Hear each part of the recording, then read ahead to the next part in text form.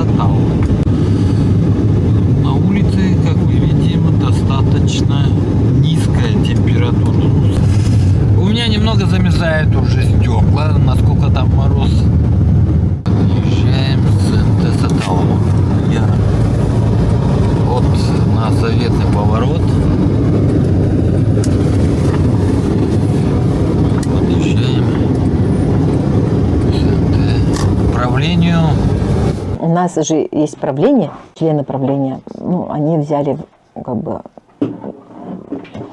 руководство, да, управление в свои руки.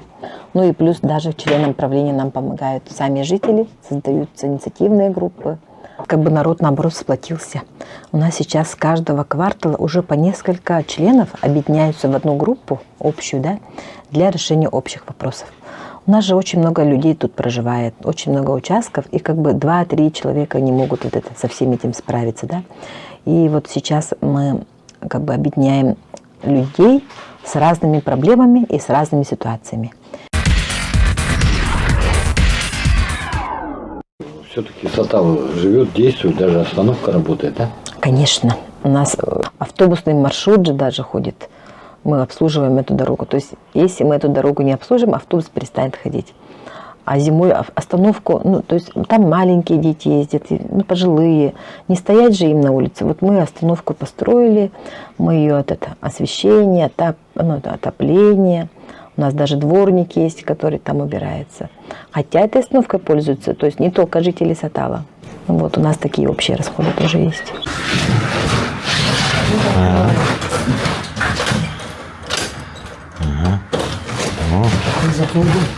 Каждое утро открываете, да? Каждое утро открываю. Каждое утро и вечером. Вечером закрываю. Открываю все, смотрю, вот камера есть. В конце автобуса. Ну, часов 10. Как тяжело жить в Сатале в такой мороз? Ну, конечно, здесь, если остановка нету, холодно, конечно. Здесь дети, всякое, пожилые. Поэтому. Я как-то прогуглила и как бы узнала, что в Ленинградской области есть сообщество садоводческих товариществ. Да, там членов было около 12 тысяч. А у нас почти 3 тысячи. И мы же не сообщество, мы один СНТ. То есть можно, мне кажется, говорить о том, что мы самый крупный СНТ в России. Вот мы как-то проводили опрос в 4 кварталах, и где-то вот условно, если брать 300 человек в одном квартале, да, где-то 25% это были вот как раз инвалиды, и там были участники СВО. А многодетных у нас почти получается даже где-то около 40%. Не меньше, вот если точно 30%, это вот железно. Они относятся к социально незащищенной категории, да. Это будет, ну, где-то 900 человек, как минимум. Ну, 900 семей. Я спрашиваю, что произошло. У вас есть дом в Сатале, участок, вы там живете, вы многодетная семья, да? У меня 3 детей, 2 детей с инвалидностью. Муж сейчас уехал на спецоперацию. Вот, и нам в декабре вот пришли иски о сносе дома. Срок дали 60 или 90 дней, я уже не помню. Вот.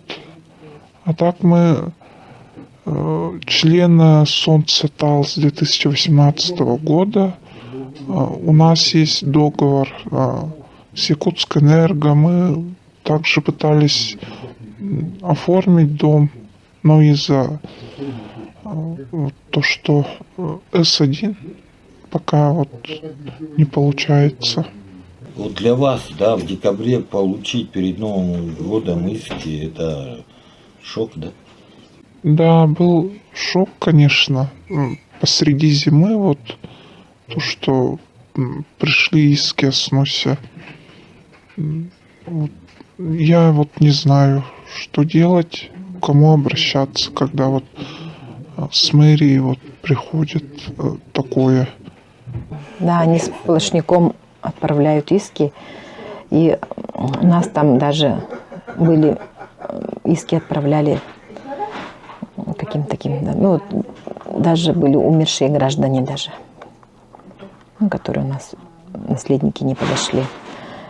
И даже членам семьи СВО, участников СВО есть, инвалиды даже есть у нас. Мы же сколько обращались, подходили, помогите нам, если надо будет, разъясните, там мы готовы как бы вместе работать, подскажите нам, как правильно сделать.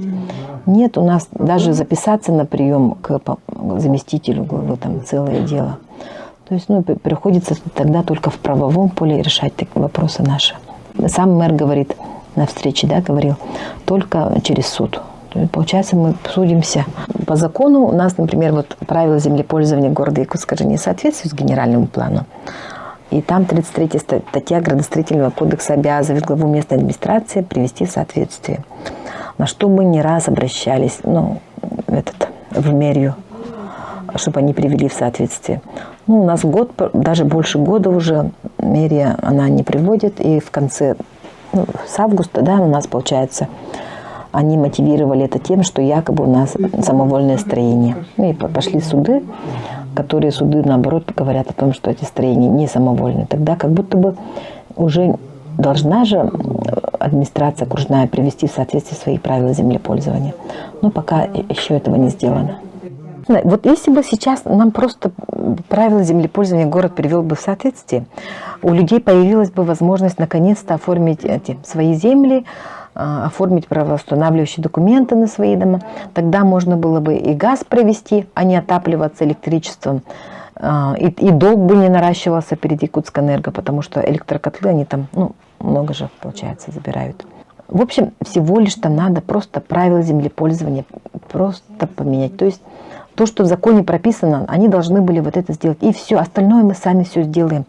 Мы и так дороги сами делаем. Мы хотим участвовать в программах, там, освещение, площадки.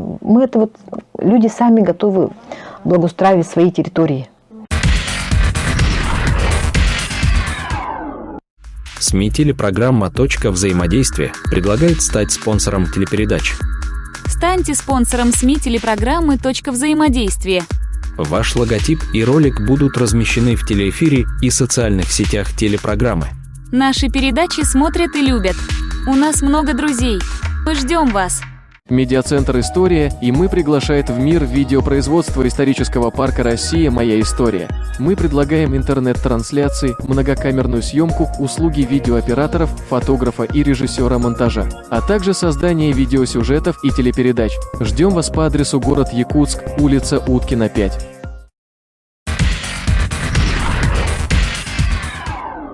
Олег Леонидович Желнин, счет-редактор «Точка взаимодействия», пожалуйста. У меня вопрос касается земельного контроля. Недавно я проводил интервью с прокуратурой Якутии. Хотелось бы узнать, будет наращиваться контроль за земельными участками, за землей республики? Большой пласт проблем, он связан с нашими крупными населенными пунктами. Не только с городом Якутском, но и с другими, где у нас и еще с советских времен ошибки формирования земельных участков, к сожалению, приводят к очень порой, не побоюсь этого слова, таким тяжелым и конфликтным ситуациям бытовым, но и к судебным разбирательствам, к решениям, которые потом очень тяжело сказываются на жизненных судьбах людей. Здесь, конечно же, очень большая работа – это муниципальных органов власти. У нас землеустроители есть в каждом муниципалитете. Специально в свое время такое решение было принято. У нас в крупных городах под это дело созданы отдельные департаменты. Но, к сожалению, сказать, что с каждым годом становится людям удобнее в этой части, мы, к сожалению, не можем. Порой даже есть ухудшение. Я недавно Евгению Николаевичу говорил, в главе города, по городу Якутску количество жалоб, к сожалению, начало опять увеличиваться по земельным участкам. Причем по случаям такие, крупного мошенничества, незаконного оформления участков и так далее. Самое громкое по Садалу, наверное, вы все прекрасно знаете, когда у нас сотни людей сейчас числится потерпевших. Поэтому здесь ничего нельзя другого придумать, нежели чем, еще раз говорю, более ответственно относиться всем к своей работе, именно тем, кто у нас ответственен за земельные вопросы, начиная от Министерства имущественных земельных отношений, заканчивая уже землеустроителями в малых населенных пунктах. Вот, это раз. Второе, конечно же, вот та программа автоматизации, которая по стране идет, она неизбежно приведет здесь к улучшению. Она уже приводит к улучшению. По тем, которые уже введены кадастры, там практически уже вопросов. Я считаю, что таких серьезных быть уже не может. И эту политику в стране проводит, и дай бог, еще раз говорю, в скором времени она, в том числе, у нас будет завершена. Оцифровка. И это дает в том числе возможности уже для тех же муниципалитетов получать реальную выгоду от использования своих земельных участков. Я главам все время говорю, вы землю используете как ресурс. Ресурс для пополнения своей доходной части. У нас же как, многие же считают, что это вот все, вот оно есть, и оно вот должно лежать, никуда не уходить. Да? Но мне же, опять же, наши малые предприниматели жалуются, что получить землю в некоторых муниципальных образованиях стало сложнее, стало труднее. Так, причем, к сожалению, это тоже понятно, любой чиновник может в этой части, там, пользуясь, опять же, несовершенством нормативно-правовой базы, вот, не оформлением земельных участков, там, барьеры выстроить выше, вот, выше некуда, так, не получится. Но на самом деле надо, наоборот, более активно это все использовать, чтобы наши жители вот эти земельные участки использовали. Вот. Здесь не надо бояться. Помните, когда вот этот дальневосточный гектар раздавали, какие здесь были? Ой, да там приедут, все там с южных регионов, всю землю нашу заберут, там, ну и здесь они останемся там без земли, без скала, без двора. Слушайте, у нас в случае получения земельных участков по дальневосточному гектару жителями других регионов, они у нас вообще единичные. И чаще всего оказывается, что это опять же выходцы из нашей республики, которые, хотят здесь какую-то связь с родиной оставить, и вот дальневосточный гектар берут. А вот так, чтобы откуда-то приехали, что-то на взяли, еще раз говорю, это вообще единичный случай, крайне редко. Вот. Поэтому здесь бояться не надо наоборот более правильно этим всем пользоваться, управлять этими процессами, чтобы это все шло организованно, правильно, чтобы оформление было нормально сделано, чтобы люди потом не страдали, ну и республика потом развивалась. Айсен Сергеевич высказал свое мнение. С вами был журналист Олег Желнин. До скорых встреч!